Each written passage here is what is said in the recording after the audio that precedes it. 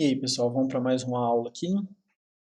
Esse é o assunto que eu mais gosto em si.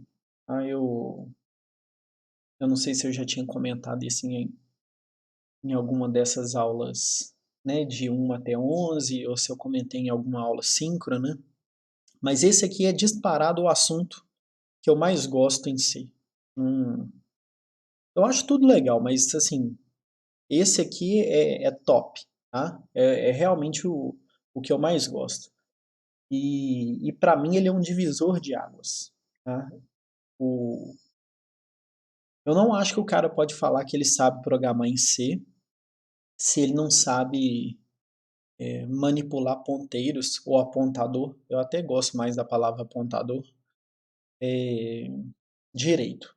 Bom, então, o cara só sabe ali colocar um asterisco, mas não sabe o que esse negócio está acontecendo na memória e tudo. Para mim, ele não sabe programar em si. Ele usa lá meia boca e tudo, mas ele não é programador C de verdade. Então isso aqui para mim é o divisor de águas. Bom, o entendimento de como que um apontador funciona, como que aquilo vai parar na memória, para mim é fundamental para você fazer um programa de qualidade, com bom uso dos recursos,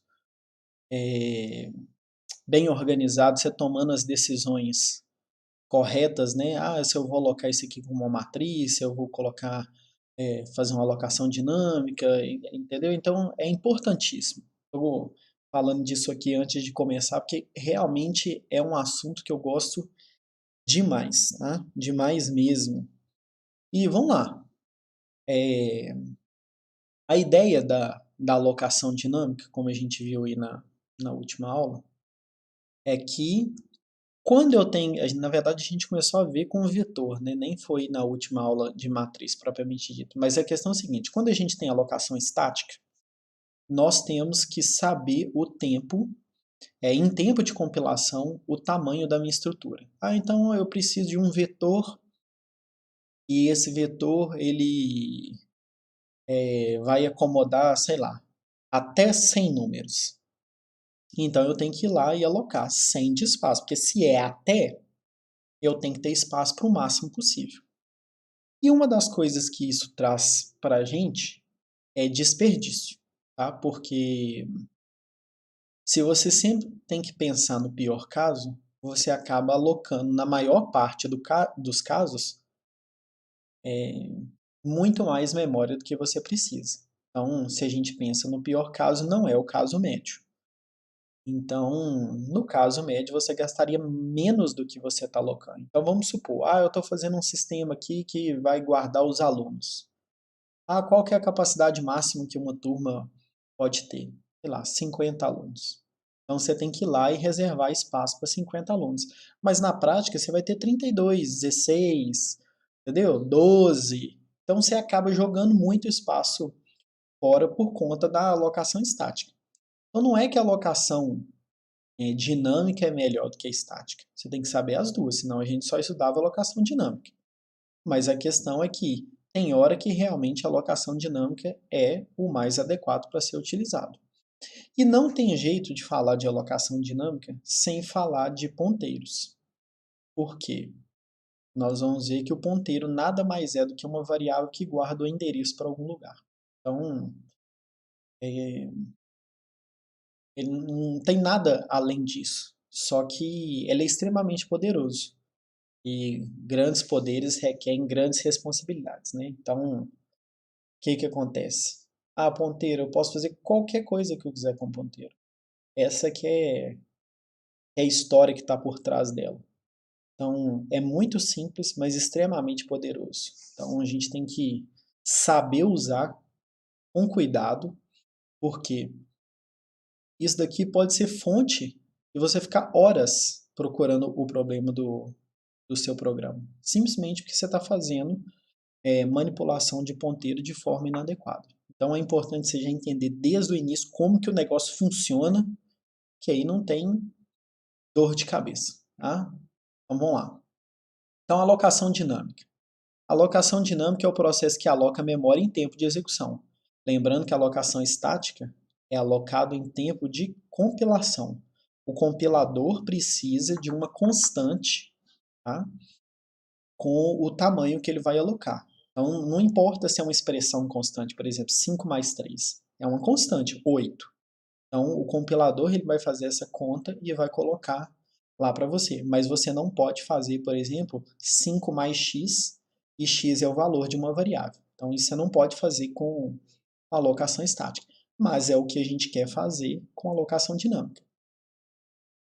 Então, a alocação dinâmica é utilizada quando não se sabe ao certo quanto de memória será necessário para o armazenamento das informações, podendo ser determinada em tempo de execução conforme a necessidade do programa. Então, voltando no nosso exemplo dos alunos, você poderia começar, ao invés de alocar espaço para no máximo 50 alunos, é o que uma turma poderia ter, você pode começar perguntando, e aí, quantos alunos tem essa turma? Aí 16, pronto, você vai lá e aloca espaço para 16. Ah, é 32? Você vai lá e aloca espaço para 32. Precisa alocar para 50 se você só vai usar 16 ou 32, tá? Essa aqui é a ideia. Então, dessa forma, evita-se o desperdício de memória. Você vai alocar só o que você precisa. E no padrão Seance, existem 4 funções para alocação dinâmica. E elas fazem parte da biblioteca stdlib. Então, a gente já tinha usado o stdio, né, para entrada e saída, printf, scanf, por aí vai. A gente já tinha utilizado o math, para aquelas coisas de seno, cosseno, raiz quadrada, potência e tudo. Já tinha utilizado o ctype para funções de manipulação de caractere. Já tinha utilizado o string.h, que é funções para manipulação de string, né, que a gente já sabe que é um vetor de caractere terminado em /0, e agora a gente vai ver o uso de algumas funções pertencentes ao stdlib. E essas funções são malloc, calloc, realloc e free. Então, esse alloc aqui é de alocação, né? Allocation. Então, o que ele vai fazer? Ele pode alocar memória, pode alocar memória já inicializando, pode realocar memória e no final das contas você tem que liberar a memória alocada. Isso é muito importante entender porque é o seguinte, toda memória que é alocada, ela precisa ser desalocada. Senão fica tipo assim, tem falha, leak de memória, porque você fica ali alocando, esquece de desalocar, uma hora vai dar pau. Essa que é a ideia, tá bom? E para cada alocação que eu faço, eu preciso desalocar. Só que isso é feito automaticamente pelo compilador quando eu falo de alocação estática. Então, quando eu vou lá e peço para alocar um vetor de 10 posições, um vetor de inteiro de 10 posições, ele vai lá e aloca 40 bytes para mim, assumindo que meu inteiro tem 4 bytes, né? Ele vai lá e aloca os 40 bytes. E quando eu saio da função, ele já desaloca para mim. Então, isso tudo é feito automaticamente pelo compilador. Agora, quando trata-se de alocação dinâmica, é o usuário que vai informar. Então, o compilador não consegue saber a princípio quanto que ele vai ser alocado de memória. Então, se é obrigação sua informar quanto que você precisa, é obrigação sua liberar também, tá? E essa última bolinha aqui fala que o stdlib tem outras coisas, tá? Mas nós vamos tratar só dessas 4 aqui, ó. Malloc, calloc, realloc e free. Então, vamos lá. Utilização e funções. A alocação dinâmica é muito utilizada em problemas de estrutura de dados. Por exemplo, lista encadeada, pilha, fila, árvore binária, grafos. Isso aqui são todas estruturas de dados, tá? Não precisa preocupar com isso aqui a princípio, não. Mas a ideia é que quando você tem um dado melhor estruturado, então uma das formas que nós temos de melhor estruturar é utilizar melhor o recurso de memória. Então é muito utilizado a alocação dinâmica quando eu tenho estruturas mais organizadas. No caso, essas coisas que estão aqui, ó, Não é que elas não possam ser feitas com alocação estática, ela pode, mas é desperdício. Então a gente utiliza a alocação dinâmica nessas estruturas de dados aqui. E vamos lá. O malloc e o calloc, eles são responsáveis por alocar a memória. Qual que é a diferença de um para o outro? O malloc aloca a memória e não inicializa, e o calloc aloca a memória e inicializa, ele zera ela toda. Então, quando eu chamo um malloc e ele me retorna um endereço de memória, pode ter lixo lá. Na verdade, pode ter não. Tem lixo lá. Porque ele me deu um pedaço de memória, não inicializou, o que estava lá continua lá, e ele vira e fala assim, tá aqui o espaço que você pediu, mas o lixo que estava lá, ele vem todo para você. E o calloc não. O calloc, ele inicializa seu vetor. Seu vetor não, sua memória. Então você vira e fala assim, me dá 10 bytes. Ele fala assim, tá aqui, ó, o endereço dos 10 bytes que você pediu. Toma aqui. Porém, ele já zerou esses bytes para você.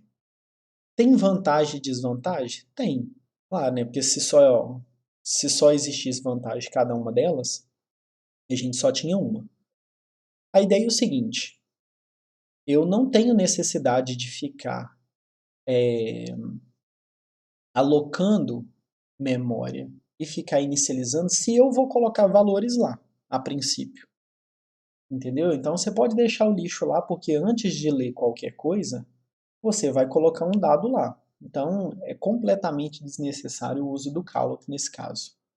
Agora, se eu quero inicializar a memória e quero garantir que tem um valor lá, ou seja, não é lixo que está lá, garantidamente é zero que está lá, aí eu uso o calloc. Então, claro que vai ter diferença de tempo. Isso é óbvio. Né? O malloc se virar e falar assim, me dá 10 bytes, ele fala aqui, toma aqui os 10 bytes. Ó. Tá aqui o endereço de início dos seus 10 bytes. Ele não teve que fazer mais nada. E o calloc, ele tem que ir lá, percorrer esses 10 bytes e inicializar ele. Então, é só pensar com carinho, porque não precisa ficar usando o calloc o tempo inteiro, caso não seja necessário inicializar esse vetor com o valor conhecido. Tá bom? E o realloc? O realloc ele é responsável por realocar, no caso, a memória que foi alocada ou por malloc ou por calloc. Então vamos supor, eu fui lá e pedi 40 bytes. Eu falei assim, não, eu preciso de mais. Entendeu? Aí você vem e fala assim, olha, tá aqui, filhão. Eu tinha esse endereço aqui, eu tinha pedido 40, mas agora eu preciso de 60. Aí o realloc faz isso para você. Ou então você vira e fala assim, eu tinha pedido 40, mas aí eu pensei com carinho aqui, eu não preciso de 40, eu preciso só de 30. Ele vai lá e libera os outros 10. Então o realloc serve para isso. E o free, ele libera o que foi alocado com malloc ou calloc e realocado com o realloc. Então, para cada chamada dessa tem que ter um free. É claro que se eu chamo um malloc e depois chamo um realloc em cima do malloc, eu só preciso de um free, não são dois, né? Porque o processo de realocar a memória, ele já, vamos dizer que ele já desaloca a anterior, tá? Então não preciso preocupar com isso. Mas a ideia é o seguinte, regra da mão direita. Para cada malloc ou calloc, eu preciso de um free, tá bom? Então vamos lá. Qual que é o protótipo do malloc? Eu vou retornar um endereço, nós vamos entender isso aqui, ó. Tá? Daqui a pouquinho tem slide para isso aqui, mas é bem simples a ideia, a utilização é complicada, mas a ideia é bem simples. Então ele vai retornar um endereço, toda vez que a gente trombar com um asterisco, nós estamos falando de endereço, e ele é uma função que espera um tamanho, tá? Em bytes que eu quero alocar. Então, se eu quero alocar 40 bytes, eu passo 40 para ele. Se eu quero alocar 100, eu passo 100 para ele. É em número de bytes. E o que ele vai retornar? Ele vai retornar um endereço void. Quando eu falei de void em funções e procedimentos, eu tenho certeza que eu falei que todas as vezes que uma função ela retorna void e apenas void, a palavra void, não pode ter nada junto. que eu estava falando que a função não retornava nada. Quando tem um asterisco, aí já não é void sozinho mais, tá? É void pointer, não é void asterisco. Significa que ele retorna um endereço void. E aí nós vamos ver com carinho o que é isso aqui daqui a pouco, tá?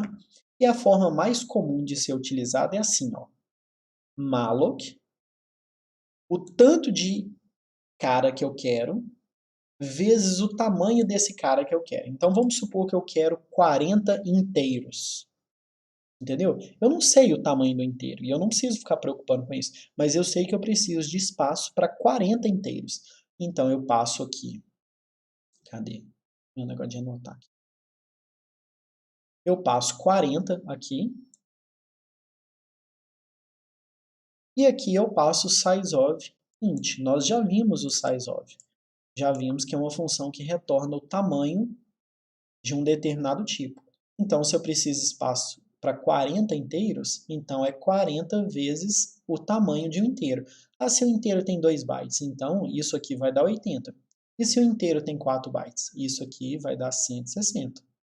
Ah, então, a ideia é que eu fale o número de elementos vezes o tamanho do elemento. E lembrando que ele retorna um void pointer. Isso aqui, ó, nós já vimos que quando está entre parênteses, isso aqui é um cast. Deixa eu trocar a cor aqui, que esse rosa está difícil de ler. Isso aqui é um cast. Então, é a conversão de um tipo em outro. É obrigatório isso aqui? Não, mas é elegante e mostra que você sabe o que você está fazendo. Tá? E é uma maneira também, na minha opinião, de dupla verificação. Porque se você está retornando um void pointer, mas está guardando numa variável que é de um determinado tipo pointer, você colocar o tipo pointer, você vira e fala assim, não, eu tenho certeza que eu estou convertendo para esse tipo, para ser guardado naquela variável daquele tipo. Ah, então é bem interessante a gente fazer isso aqui, apesar de não ser obrigatório. Tá? Esse cast aqui é totalmente opcional. Mas na hora que você bate o olho no código, você fala assim, ah, não, beleza.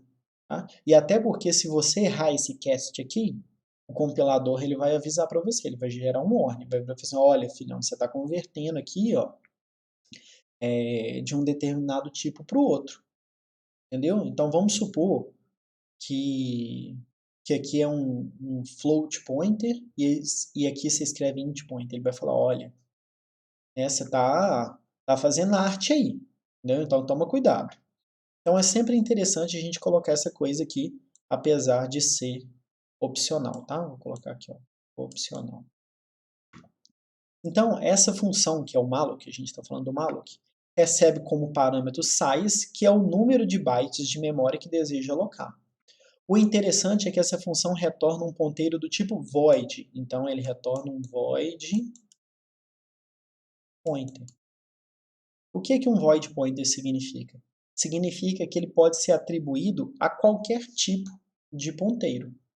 Então, um void pointer ele não tem tipo associado. Significa que o malloc ele não sabe a princípio para que você quer aqueles bytes. Você pediu 40 e te dá 40. Ótimo.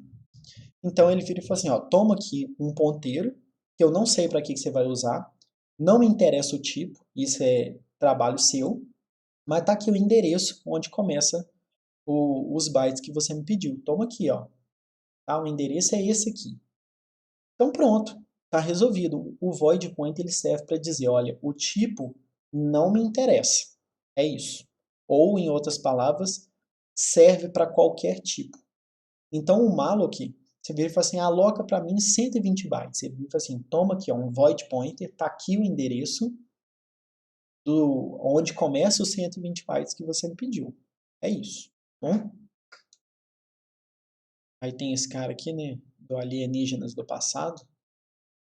E aí o ponteiro. Esse cara aqui é o quente, tá? A alocação dinâmica, ela faz parte do assunto aqui.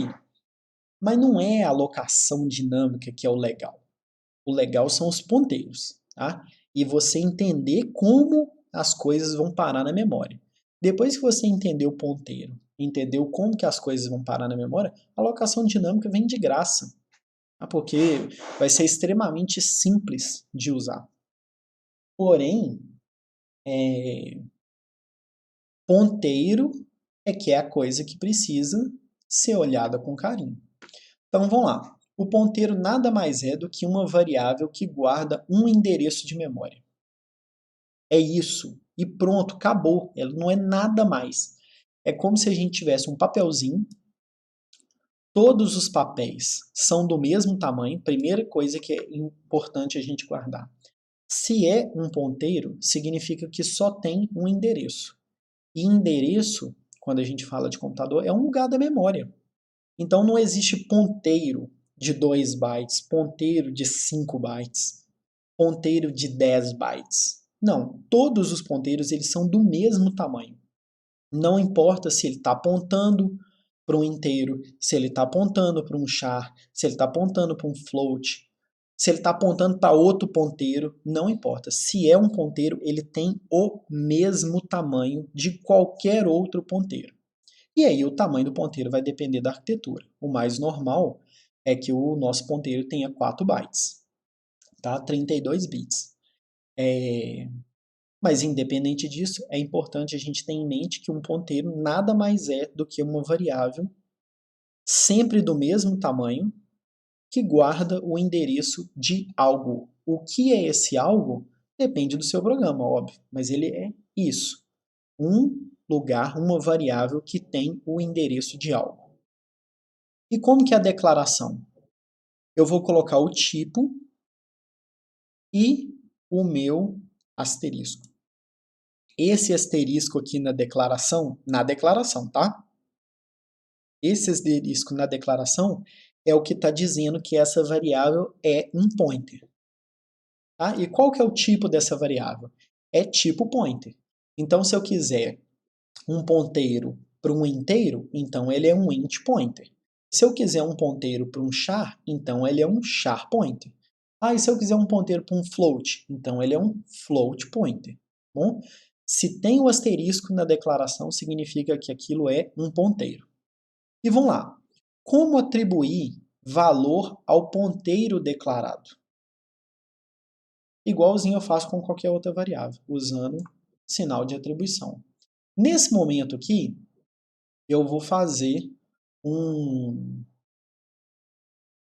adendo aqui, tá bom? Lembra que a gente estava usando scanf o tempo inteiro? E o scanf eu precisava passar o endereço da variável, que vai aparecer aqui na próxima bolinha. Vamos dar uma olhada no protótipo do scanf?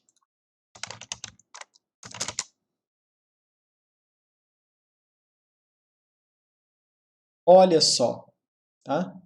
Aqui, ó, aquele formato que a gente passa para o scanf é uma string, né? Porque está lá entre aspas dupla. E ela, na verdade, é um const char pointer. Então, o que eu estou passando para o scanf?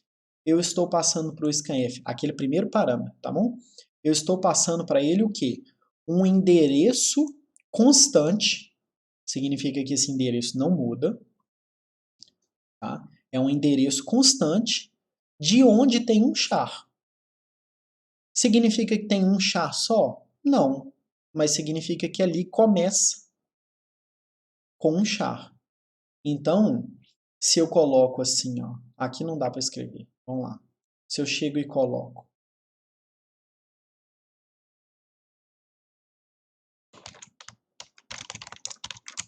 o que esse cara aqui está fazendo?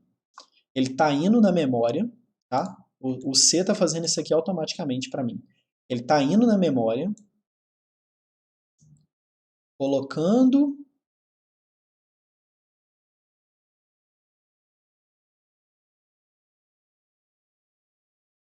o L, tá? Todos entre aspas simples, tá, gente? Eu só economizar um tempinho aqui, ó.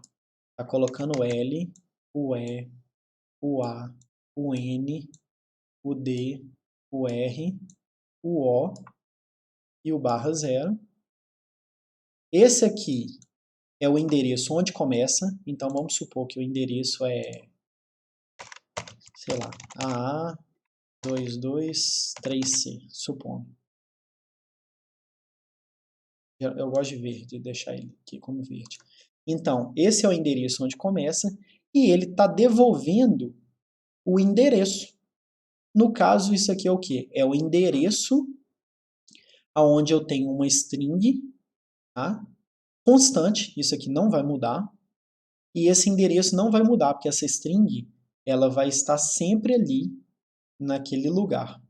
Então, é isso aqui, ó, que o scanf está pedindo. E além disso, ele pede aqui nesses 3 pontinhos que eu sempre passe o endereço de uma variável. Então, é como se nesses 3 pontinhos aqui tivesse sempre um tipo pointer. Então, se eu coloquei aqui ó, no meu formato 1% C, ele fica esperando um char pointer. Se eu coloquei aqui 1% D, ele fica esperando um int pointer. Se eu coloquei aqui 1% F, ele fica esperando um float pointer ou um double pointer, tá bom? Então, assim, essa que é a ideia por trás desse pointer aqui que eu tenho utilizado o tempo inteiro, mais ou menos sem saber, mas que agora chegou o momento certo, tá bom? Então aqui, ó, vamos lá. Aqui, ó, %79S. Então, o que ele está fazendo aqui, ó? Lendo uma string, isso aqui é para o usuário digitar. Lendo uma string até 79 aqui, ó, bonitão. E aqui o que ele está esperando? Está esperando um char pointer, porque ele precisa do endereço onde começa o lugar onde eu vou colocar a string. E aqui, ó, esse str é um vetor. E nós já vimos também que o nome de um vetor é sempre o endereço onde ele começa. Então, assim, tudo casando com as coisas que a gente já tinha estudado. Olha o scanf, %d. Então, %d, o que ele está esperando aqui na frente? Está esperando um int pointer. Como o i é um int, ele precisa do endereço dessa variável. E o endereço a gente consegue sempre usando o comercial. Então, as coisas que a gente estava usando agora vão começar a ficar cada vez mais claras. Então, olha só. Como que eu faço para atribuir? Simplesmente usando o igual. Lembrando que se aqui é um pointer, aqui precisa ser um endereço. Óbvio, né? Porque as coisas elas têm que casar. E o seguinte, e quando o asterisco ele aparece sem ser na declaração? O asterisco ele faz o seguinte, ele fala, vai para esse endereço. Então, vamos imaginar que no meu endereço tem, sei lá, Avenida Antônio Carlos 6627. Vamos supor, tá? Avenida Antônio Carlos 6627. O que o asterisco numa variável do tipo pointer faz? Faz eu ir para aquele endereço. Então vai para a Avenida Antônio Carlos 6627. Entendeu? Então, o asterisco, sem ser na declaração, tá? Aqui em cima eu frisei que é na declaração. Sem ser na declaração, ele fala, vai para o lugar onde esse ponteiro está apontando. Então, vai para lá. Então, o seguinte, se a minha variável ela tem o endereço e eu falei vai para aquele endereço, significa que eu cheguei no local. E aí, como eu cheguei no local, que é sempre um lugar da memória, eu guardo o valor lá, tá bom? E aqui, ó, usamos o operador ecomercial para obter um endereço de memória onde está localizada a variável desejada.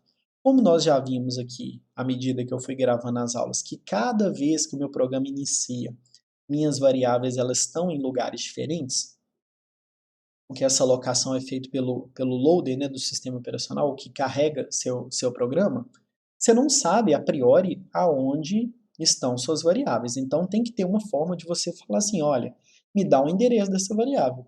E o endereço dessa variável ela é obtida sempre com o comercial, tá bom? E aqui, ó, usamos o operador asterisco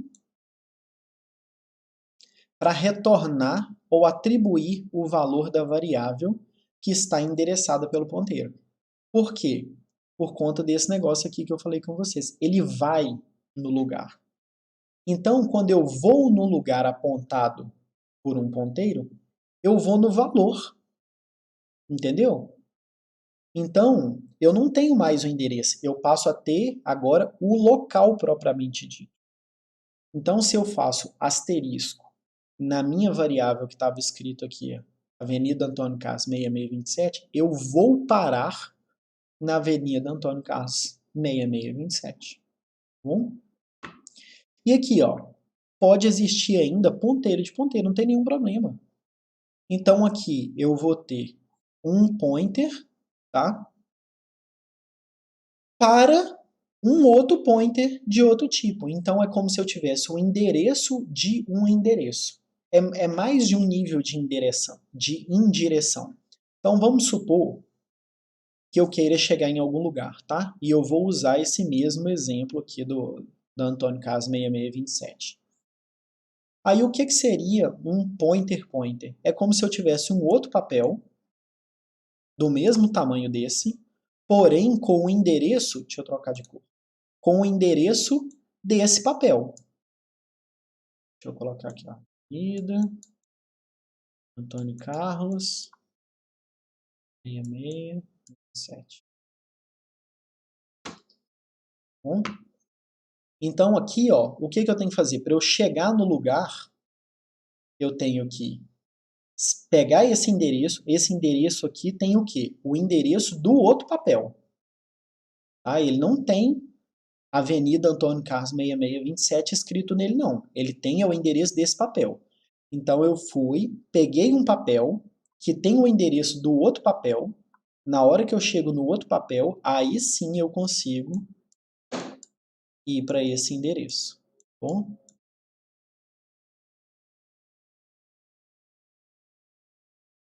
Vou colocar minha arte aqui. Ok? Então, cada vez que eu vejo um asterisco, significa que eu tenho um nível de indireção até chegar o local propriamente dito. Apareceu um asterisco, um endereço. Apareceu dois asteriscos, dois endereços. Três asteriscos, três endereços. Três níveis de indireção. E vamos lá. Motivação aqui para a gente poder usar ponteiros e alocação dinâmica. Na verdade, essa motivação aqui é mais para alocação dinâmica. Não é por conta do ponteiro, não. Vamos lá. Eu quero coletar os valores aqui de N elementos. N elementos. Mas eu não sei, a princípio, quantos elementos são. Então, como eu não sei quantos são, eu chego aqui no 8 e no 9 e pergunto pro cara, e aí, filhão, quantos elementos você quer digitar? Aí o cara vai lá e responde, lindão, 30. Aí fala, oh, que beleza, 30. Pronto, 30. E aí o que ele vai fazer? Ele vai começar a iterar aqui, ó, de 10 até 13, vai começar a ler os valores e guardar no seu vetor. Aqui, ó, nesse vet aqui. Tranquilo. Até aí nada demais, tem nada de errado nisso aqui. Isso aqui é como a gente faria até o momento. O problema é o seguinte, é que eu cheguei e digitei 30. Mas eu tinha alocado espaço, inclusive está muito ruim aqui, ó. Alocado espaço para 100. O ideal seria, sei lá, vetor. Né? Esse negócio aqui não tem um nome mais legal, então eu vou colocar assim, ó, vetor tamanho máximo. Eu vou lá e coloco 100 nele. Tá? Isso aqui que é legal. Mas vamos lá. De qualquer forma, eu aloquei espaço para 100 e usei 30. Então tem aqui, ó. E se o usuário colocar apenas 3? Eu estou desperdiçando 97. E se o cara quiser colocar mais de 100? Aí dá estouro de memória. Porque você alocou espaço para 100 e vai lá, começa escrevendo no 101, 102, 103 para você ver. Você começa a destruir sua memória e escrever onde não devia. E aí você vai tomar um segmentation fault. Em alguma hora você vai tomar um segmentation fault, tá? que é uma falha de segmentação, é quando você está escrevendo onde não deveria, basicamente.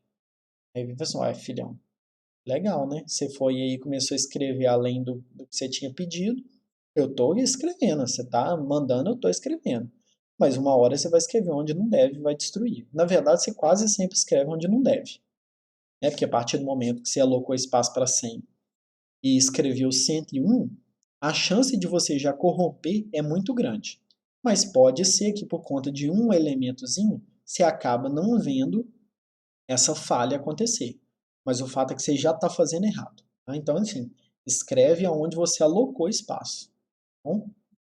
E aí, como que eu resolvo isso aqui? Eu resolvo isso aqui com alocação dinâmica. Eu pergunto pro cara, falo, e aí, filhão, quanto você quer digitar? 30. Então eu aloco espaço para 30, nem mais nem menos. Então, olha só, eu começo aqui utilizando agora um ponteiro. Então vamos voltar aqui, ó. Antes eu tinha um vetor, né? Um vetor de 100 posições inteiras. Agora não. Agora eu tenho um ponteiro. E aí, o que o meu ponteiro vai guardar? Ele vai guardar o endereço inicial de onde tem um inteiro. E aí eu faço, olha, e aí, cara, quanto você quer digitar? 30. 30. Ó, lindo demais, 30. Então, o que eu faço? 30 vezes o tamanho de um inteiro, alocou 120. Então, o que o malloc vai fazer? Ele vai virar e falar assim, olha, filhão, você pediu 120 bytes, toma aqui os 120 bytes. E o endereço onde ele começa é esse aqui, ó.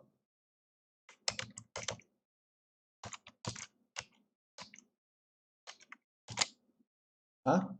Ele veio e fala assim, tá aqui o endereço, aonde começam os 120 bytes que você pediu. Só que de que tipo que é esse endereço aqui? Esse endereço é do tipo void pointer, tá? Porque é isso que o malloc retorna para você. E aí você vira e fala assim, olha, eu sei que eu vou trabalhar como se fosse um vetor de inteiros. Então eu vou converter para um int pointer, vou fazer um cast aqui e guardar nesse fetch. Pronto, nesse vet.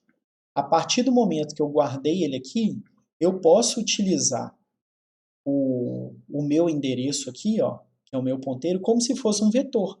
Porque se eu já sei que ele é de inteiro, significa que a cada 4 bytes eu tenho um inteiro. Eu sei onde começa.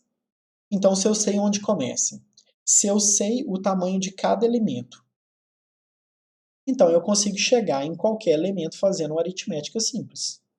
E é isso que a gente usa aqui, ó. Então, a forma de utilizar o vetor é igual à forma de utilizar um ponteiro. Nesse caso aqui, ó, vamos voltar um slide para ver aqui, ó. Tá vendo? É igualzinho, ó. Porque ele, para ele, do ponto de vista de sintaxe, é idêntico. Ele consegue trabalhar com um vetor igualzinho ele trabalha com um pointer, tá? Ele consegue fazer essa aritmética. Ele consegue andar nele, desde que ele não seja um void pointer. Por quê? O void pointer ele não tem um tamanho associado, ele não tem um tipo associado. Como ele não tem um tipo associado, ele não consegue andar nele. Então, quando eu falo que ele é um int pointer, eu consigo virar e falar assim, vai na primeira posição, 0. Vai na segunda posição, que é 1. Só que a segunda posição, vamos fazer um desenho aqui de novo. Essa aqui é a minha memória. Esse aqui é onde começa. A minha posição 0 é essa, mas a minha posição 1 é essa, que não é o segundo byte, porque eu sei que é de inteiro. Então ele já pula esses 4 aqui e vem para cá. Aí depois ele pula 4 e vem para cá. Então eu consigo fazer o caminhamento nesse vetor aqui, ó, que na verdade é um int pointer, exatamente como eu fazia aqui. Então é uma das nossas facilidades aí. Agora, e aí? Será que não está faltando nada aqui não?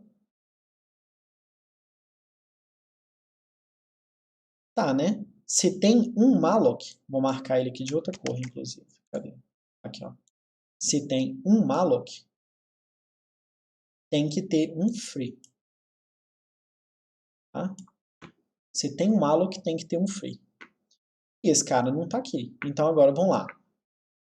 Agora o usuário pode digitar o tamanho do vetor que desejar e não haverá desperdício. Então se ele digitou 30, aloca só 30. Beleza. Mas ainda temos um problema. Sempre que alocamos dinamicamente a memória, precisamos obrigatoriamente liberar essa memória. Na alocação estática isso é feito automaticamente. Eu expliquei para vocês. Então se você coloca lá que precisa de espaço para 30 inteiros, ele já aloca para você e quando você sai da função ele já desaloca. Aqui, como ele não sabe quanto que ele vai alocar, é trabalho seu dar um free depois que você parar de usar. No caso é aqui, ó. E tem que ser antes de você voltar, né? Porque senão o seu programa encerra. Então é isso aqui, ó. Então free deve ser chamado quando o ponteiro não for mais utilizado. E o calloc? O calloc, ele é como o malloc, porém o protótipo da função dele é diferente. Observe que ele retorna um void pointer, tá? Então, do ponto de vista de alocação de memória, ele é igualzinho o malloc, ele vai retornar um void pointer e vai falar, tá aqui o endereço onde começam os bytes que você me pediu. Bom?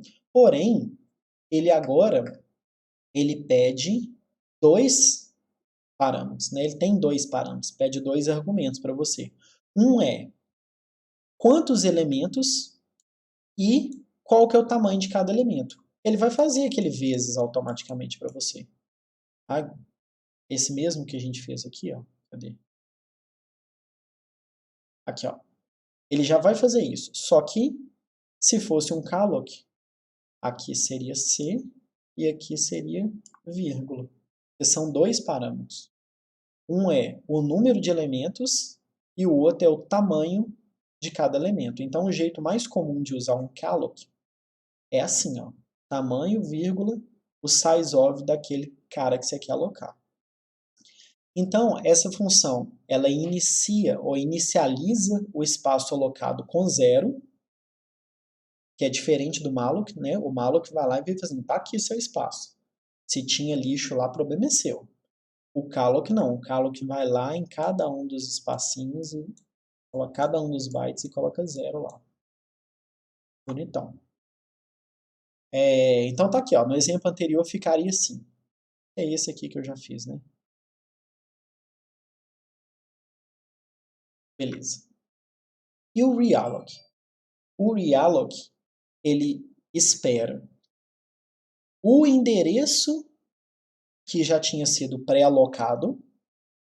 Tá? Então aqui, ó, observe que é um void pointer. Serve qualquer endereço. Não interessa para ele se era um int pointer, um char pointer, float pointer. Não interessa. Interessa é que ele quer um endereço. E aqui o novo tamanho, em bytes. Tá? Tamanho em bytes. Então aqui, ó, a forma mais comum de usar é passar a variável anterior, que já tinha sido alocado ou por um calloc ou por um malloc, tá? E o tanto de byte que eu quero alocar. Ah, e o que ele retorna? Um void pointer, igualzinho. Então, o jeito que você aprendeu a usar o malloc vale para o calloc e vale para o realloc também, tá bom? Então, essa função ela altera o tamanho da memória anteriormente alocado. É comum que o endereço onde estavam os dados anteriormente sejam alterados. Por isso, o novo endereço é retornado. Isso aqui é importantíssimo. Ó. Deixa eu fazer mais uma arte aqui. Ó.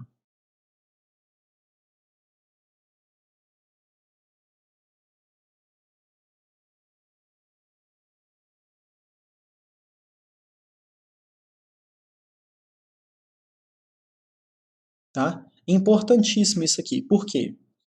Você não tem garantia que ele vai redimensionar no mesmo lugar que você tinha anteriormente. Então, vamos supor que eu tinha esse espaço aqui de memória. Bom, não interessa quantos bytes, não, mas eu tinha esse espaço de memória. Aí você pediu para aumentar ou para diminuir. No caso aqui do meu desenho, vou pedir para diminuir. Então, vou pedir para diminuir para cá. você não tem garantia que ele vai te devolver esse mesmo espaço aqui que você tinha antes, não. Ele pode resolver colocar em outro lugar. Então, como você não tem essa garantia, ele sempre retorna o novo endereço. Vamos dar uma olhada no realloc aqui, porque tem duas coisas que eu quero falar. Uma é isso daqui e outra aqui. Se esse cara aqui for nulo, aqui ó, se eu escrever null aqui, ele funciona exatamente como um malloc, tá bom? Então, eu não especifiquei a variável anterior, onde estão os dados, então ele funciona como se fosse um malloc. Então vamos dar uma olhada no realloc aqui, ó.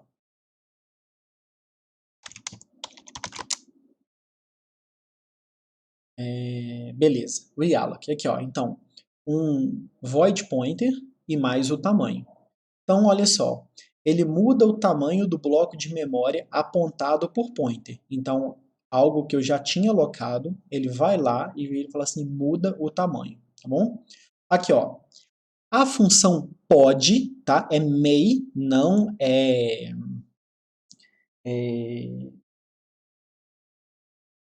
Isso falhou aqui agora, mas assim, isso aqui é que pode de possibilidade, tá bom? Falhou o inglês aqui agora. Então não significa necessariamente que ele vai mudar o endereço, mas ele pode mudar.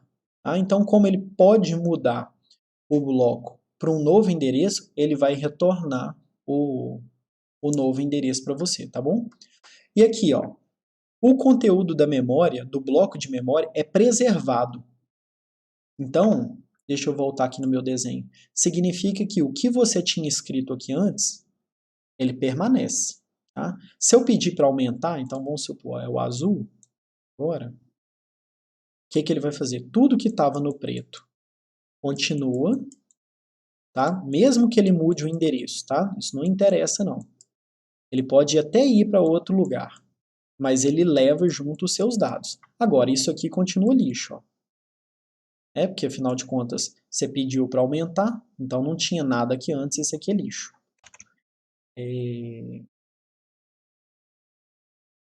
Aqui, ó. Se o novo tamanho é maior, então o valor, a nova porção alocada é indeterminado, ou seja, é lixo, tá? Você não sabe o que está lá, tá bom?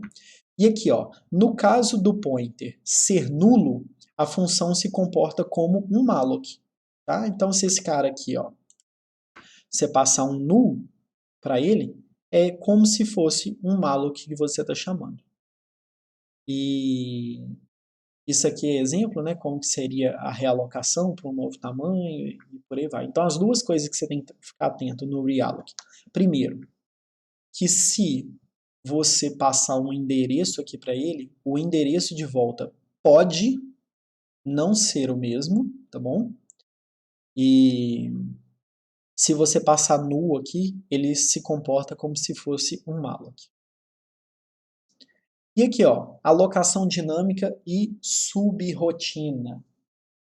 Importantíssimo entender como funciona a alocação dinâmica e ponteiro. Senão você não vai conseguir entender isso aqui não. Primeiro, quando eu passo vetor para uma função, ele copia o vetor? Não. Ele copia o endereço onde começa o vetor. Quando eu passo matriz, ele copia a matriz? Não. Ele copia o endereço onde começa a matriz. E quando eu passo um ponteiro, ele copia o conteúdo do ponteiro? Sim, ele copia. Tá? O que é o conteúdo do ponteiro? É um endereço. Então ele faz uma cópia do endereço. No nosso caso aqui, ó, da Avenida Antônio Carlos, vamos voltar nesse desenho horroroso que eu fiz aqui. Esse aqui, ó, se eu passasse esse ponteiro por uma função, é como se ele criasse um novo papel. Tá? É uma cópia. Ele cria um novo papel e escreve o que aqui dentro? Escreve o mesmo endereço que estava escrito no outro.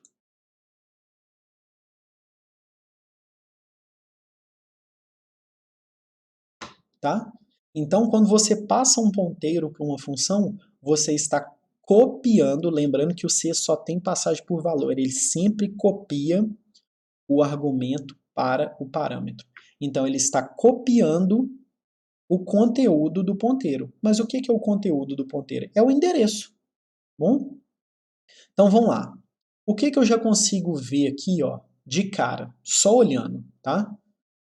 Aloca vetor. O que esse carinha aqui está fazendo? Está colocando em algum lugar da memória, que não interessa, o tanto de elementos que você pediu para alocar.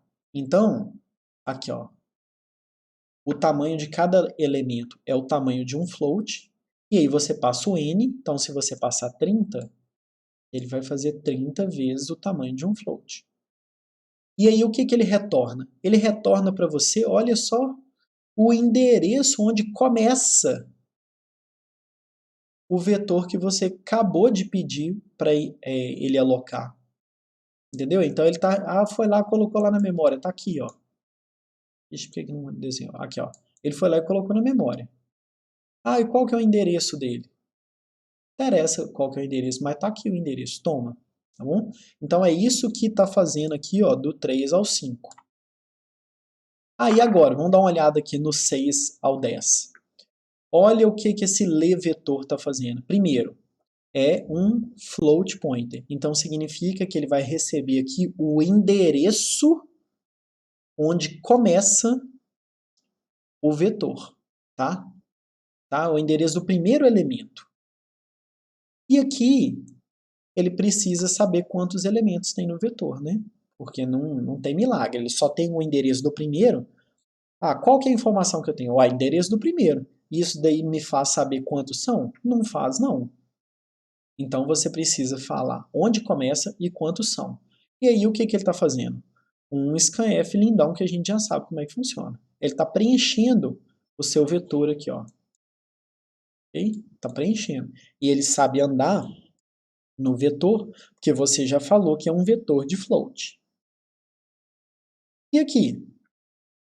Linha 17 e 18. Digite o número de elementos do vetor. Aí você foi lá e digitou 15. Aí ele chama o aloca vetor e passa 15 para ele. Né? Porque é uma cópia do n. Passou 15. Então ele chegou aqui, ó, 15. O que ele vai fazer? 15 vezes o tamanho de um float, 4. Então, 60. Aí ele vai retornar o endereço onde foram alocados os seus 60 bytes que você pediu. Então pronto. Aonde que está sendo guardado o endereço? No V. Tá aqui, ó. Float pointer. Observe que eles têm que casar os tipos, tá? Se aqui retornou um float pointer, o V guarda um float pointer. E aí depois, digite o vetor. Então aqui, ó, na linha 21, ele vai chamar essa função e ler os valores do vetor. Então vão ser digitados 15 valores. E depois ele pega isso aqui e faz nada com isso, tá? Porque é um exemplo didático. Só mostrando como que funciona o caso de ponteiros para função. Né? Ele nem imprimiu, nem se deu o trabalho de imprimir. Então ele chegou aqui, leu e depois jogou tudo fora. Quantos mallocs eu tenho? 1. Quantos frees? 1. Tá? Ele falou assim, Leandro, mas olha só. A alocação é feita dentro dessa função aqui. Mas o free é feito fora. Não tem nenhum problema. Ele quer o endereço onde começa o vetor que vai ser liberado. É isso, ele quer ver assim, ó, onde começa. Pronto. Então, quando você fala free e passa o endereço, ele vai lá e limpa ele da memória, tá bom? Então, vamos lá. Não se pode retornar vetores em função, mas você pode retornar ponteiro. Então, eu não posso voltar isso aqui, ó. Eu não posso fazer uma função tipo assim, float 3 aloca vetor. Eu não posso fazer isso. Esse aqui não. Vou colocar aqui, ó. Esse aqui não pode. Continuando. A alocação dinâmica de memória para matriz é realizada da mesma forma que para vetor, com a diferença que temos um ponteiro apontando para outro ponteiro que aponta para o valor final. Então, é 2 níveis de indireção. Então, vamos fazer um desenhozinho aqui. Então, é como se eu tivesse um vetor. Vou fazer 3 por 3 aqui para ficar fácil, tá? De eu desenhar. Então, é como se eu tivesse um vetor e esse vetor aponta para outro vetor.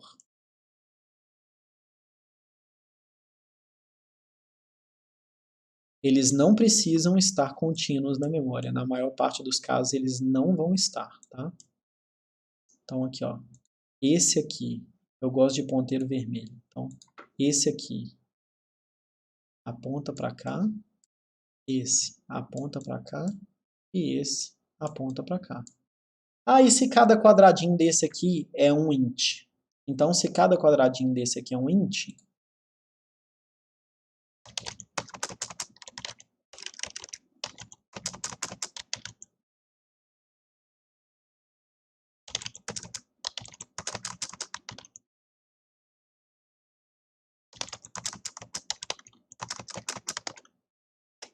então qual é o tipo desse vetor?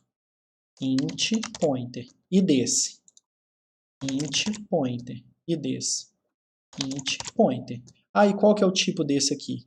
Esse daqui não é ponteiro para ponteiro? Então, esse aqui é int pointer pointer. Bom? Então, vamos lá. Um exemplo de implementação para matriz real bidimensional, M por N, é fornecido a seguir.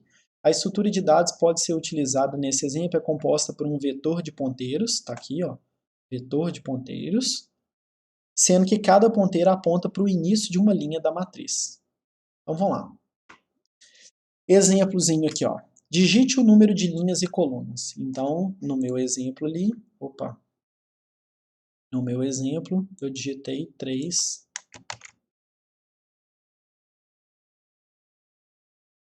3 e 3. Aí o que ele vai fazer? Verifica se os parâmetros estão ok, né? Porque eu não posso ter tamanho zero ou negativo. Então, beleza. Se tiver, ele imprime. Isso aqui pode ser melhorado. Tá? Nós já vimos que existe um std er que eu posso utilizar. Então, eu posso usar um fprintf ou um per, tá? Mas isso aqui não está de todo ruim, não. Mas pode ser melhorado. E aí ele foi e retornou um erro, né? Porque você passou um número aqui que não podia ter passado. Então, o meu main não terminou com sucesso. Ele terminou com parâmetro inválido, que é o valor 2. E aí, beleza, vamos lá. Agora ele vai alocar. Então, a primeira coisa que ele tem que fazer é alocar o espaço para esse cara aqui, ó. Porque depois eu vou cada lugar dele e alocar espaço para os outros. Então, o que ele fez? Aloca as linhas aqui, ó. Então, malloc m, né, que é o número de linhas, tá aqui, ó. M vezes sizeof de quê?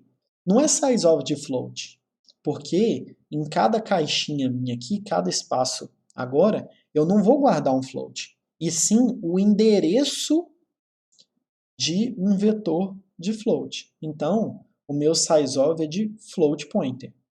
E para cada vez que eu chamo o malloc, ele não me retorna o endereço de alguma coisa, então se é algo para guardar um float pointer, então eu quero agora um float pointer pointer. Então tá aqui, ó, minha matriz, float pointer pointer, porque isso aqui é um float pointer, então esse é pointer pointer. Guardei.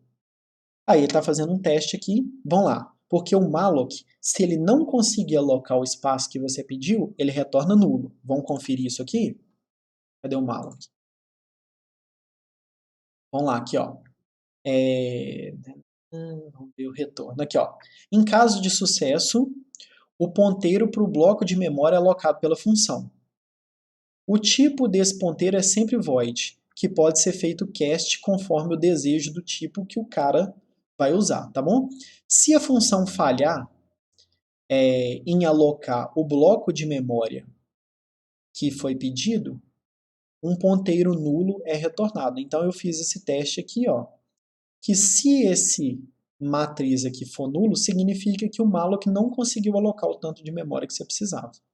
Então ele colocou aqui, ó, erro, memória insuficiente, poderia ser melhorado também, tá? E beleza, e retornou agora memória insuficiente, que no caso é 1. Então o meu main também não terminou com sucesso. Então olha só, se eu cheguei nesse ponto aqui, significa que eu consegui alocar espaço pelo menos para as minhas linhas, tá? Que é esse aqui, ó. Pelo menos espaço para esse. Agora vamos lá. Olha o que ele vai fazer. Ele vai em cada linha e alocar um espaço para as colunas daquela linha. Então, observe que é o seguinte, ele foi na matriz I, não é na matriz pura, na matriz I, e fez um outro malloc. Então, se aqui era 3 por 3, quantos mallocs vão ser feitos? 4.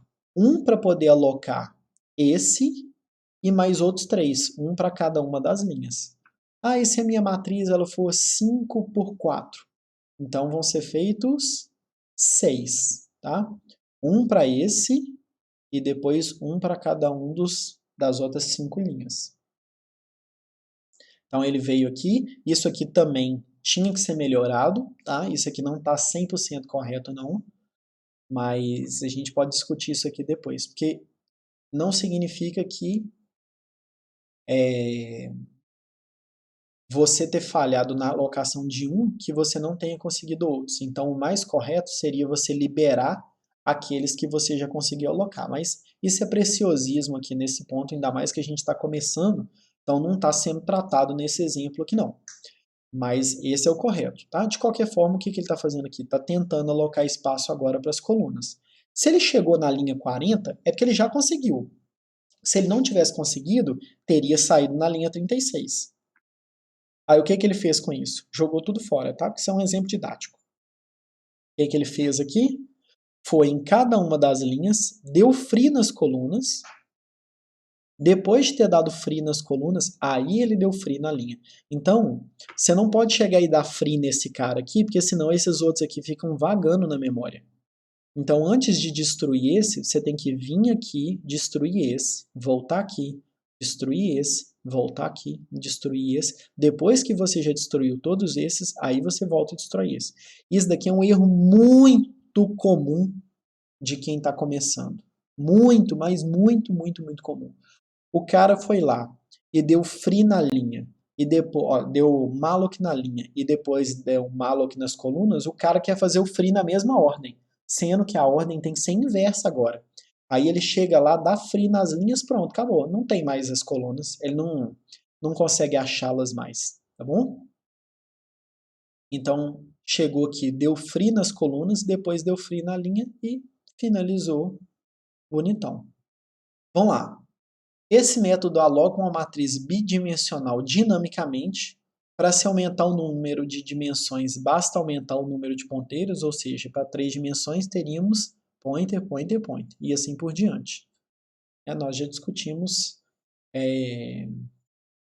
a questão do número de dimensões com matriz, e a gente acabou de ver aqui como que a gente faz com 2 dimensões. Então é só a gente estender para 3, 4, n dimensões, tantas quantas a gente possa querer, tá bom?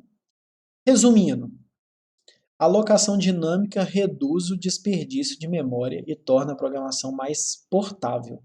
Por quê?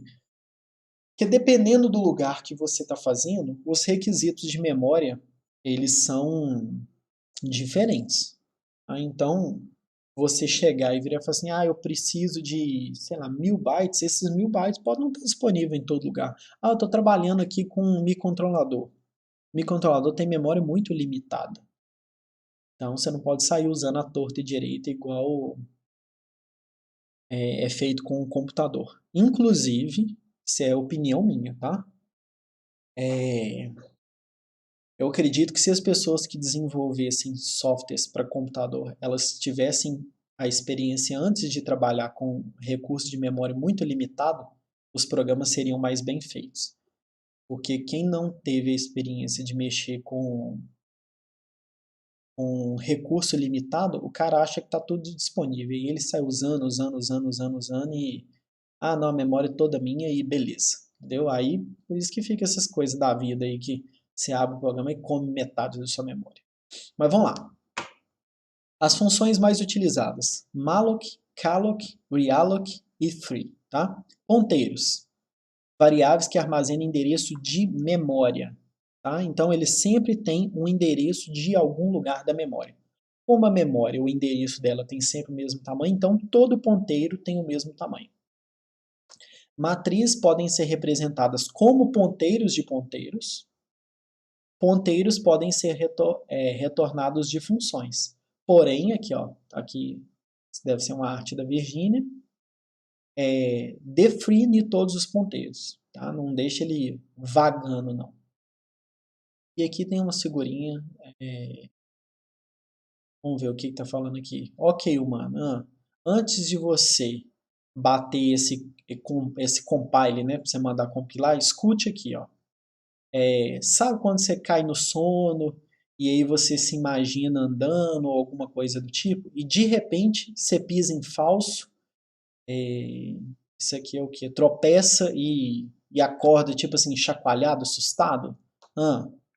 Então, isso é como um segfault, isso aqui é um segmentation fault, tá? Que eu comentei antes, se parece.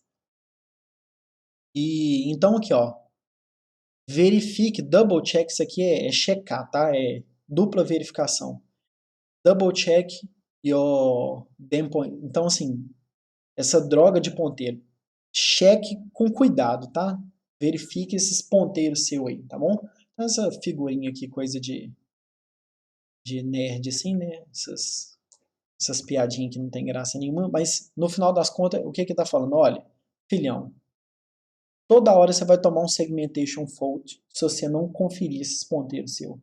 Gente, isso daqui não é brincadeira. O que que acontece? Você vai tomar um segmentation fault na hora que você não podia tomar. Então, assim, é poucas horas para entregar o trabalho e tudo. E pergunta se você vai achar fácil. Não vai. Por quê? Ponteiro é muito poderoso. Tá? Isso daqui que a gente viu hoje é só a ponta do iceberg. As coisas que você consegue fazer com ponteiro é uma loucura. Porém, tem que ter cuidado demais, porque a chance de você introduzir um erro e não encontrar ele fácil é muito grande. Então, assim, você tomou um segmentation fault, a primeira coisa que você tem que dar uma conferida é a alocação dos seus ponteiros, ver se os tamanhos estão ok, se você não está escrevendo além dos limites, se você não deu free fora de ordem, tá? Então, muita atenção. E o seguinte, nós ainda temos algumas funções amigas que elas ainda servem para acabar de detonar com o seu problema de achar aonde está o erro. Porque várias funçõezinhas elas dão uma consertadinha na sua memória. Então, vamos supor, você foi lá e colocou um printf.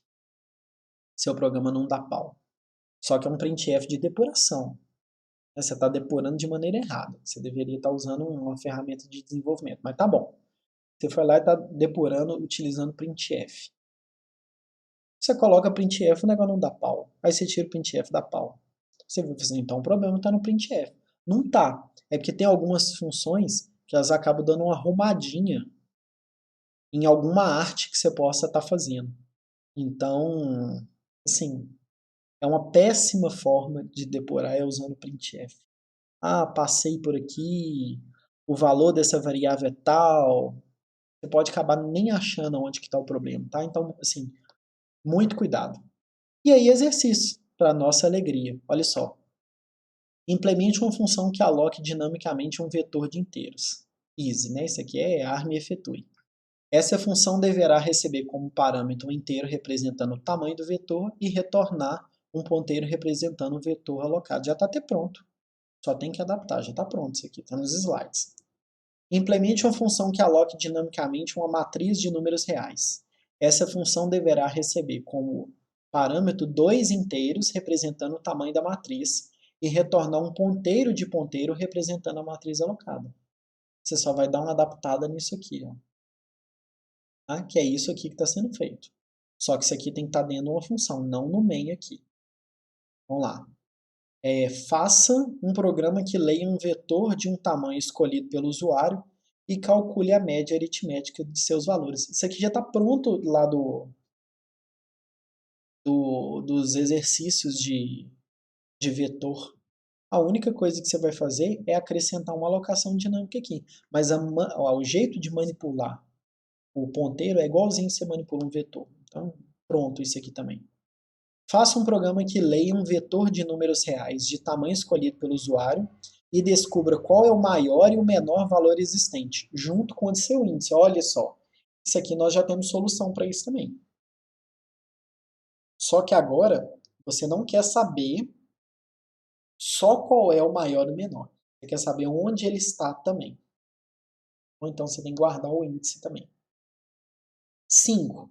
Implemente um programa que receba uma matriz de números reais e retorne a soma dos elementos dessa matriz. A matriz deverá ser alocada dinamicamente. Ó, beleza, você já fez aqui, ó, cadê? Você já fez no 2. A única coisa que esse cara tem que fazer é passar por todos os elementos da matriz, soma tudo e depois divide pelo número de elementos da matriz. 6. Faça um programa para ler a quantidade. Olha esse aqui, olha onde que ele está. Está também lá no exercício de matriz, né? Cadê? Vamos voltar aqui. Olha ele aqui, que lindão. É esse mesmo aqui, ó. Só que agora, o número de produtos e o número de lojas é alocado dinamicamente. Você não sabe quantos são, então você vai perguntar. E aí, quantos são os produtos? Ah, são X produtos. E quantos são as lojas? Y lojas. Então, essa mesma solução que você já tinha feito aqui, ó, no 4 da aula 11, você vai fazer no 6 da aula 2. Só vai acrescentar 12. Só vai acrescentar a alocação dinâmica, né? E não é mais uma constante o seu caminhamento. Você não vai caminhar 4 e 7. Você vai caminhar X e Y. Tranquilo? Então é isso, gente.